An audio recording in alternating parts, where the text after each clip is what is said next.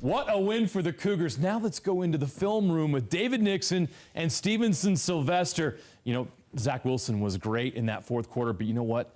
Defense and winning the turnover battle, when you do that, stuff like this can happen. Yes, definitely a must-needed win for BYU. They did a great job of holding down USC, but that defense came up with some pressure. Yeah, Cougars really set the tone early for this BYU defense.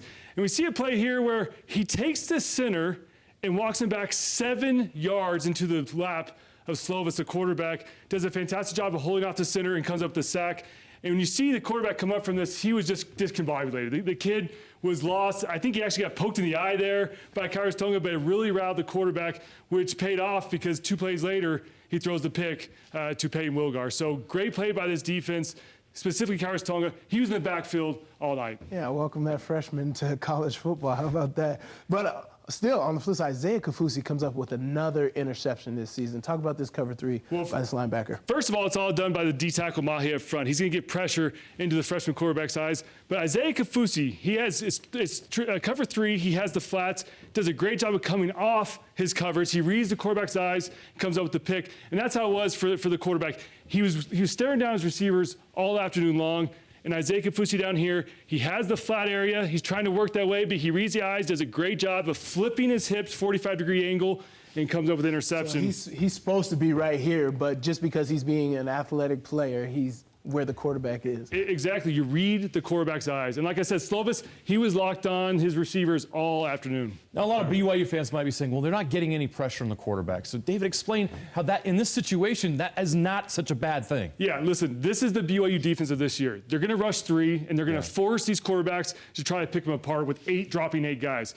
The positive about this BYU defense compared to old defenses, you've got guys like Chaz Ayu, Isaiah Kafusi, Kavika Fanua, backers who can cover. So when you've got that luxury, you take advantage of that, and you drop 8 because those guys are assets in your defense and come up with big plays and big turnovers. Awesome. 0 sacks, but 3 picks, which is a big deal. I'll take the turnovers over sacks any day of the week. But also, Zach Wilson comes up big at the end of this game. Yeah, huge play by Zach Wilson here. You look at the situation, BYU's down 4 with 5:47 left of the game.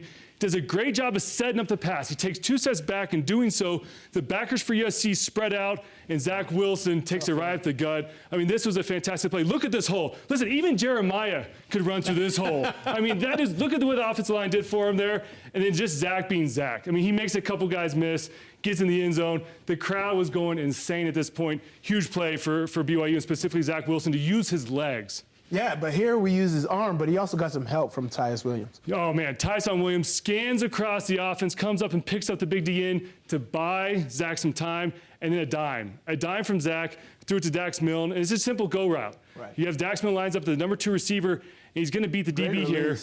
Fantastic release on the outside, understands his leverage, holds off the DB a little bit, and comes up with the ball. And that's the one thing with these BYU receivers this year is they're coming up and they're not dropping balls, which is rare. I think in years past, the receivers had a tough time coming up with big plays. But BYU, I mean, all around, clean game. And we knew going into the game, in order for them to win this game, they had to have a perfect game. And really, with no turnovers, they basically did. I don't know how good USC is, but I could tell from the reaction of the players, the fans, and Kalani Sitake, David, that this was a big win for BYU's program. This was a huge win. It's kind of got the monkey off their back because BYU struggled to have that signature win at home under Kalani Sitake, and finally they get a ranked opponent at home, take care of business. And I think it only builds their confidence even more now heading into Washington this week, another ranked opponent coming into LaVell Stadium. Beatable opponent.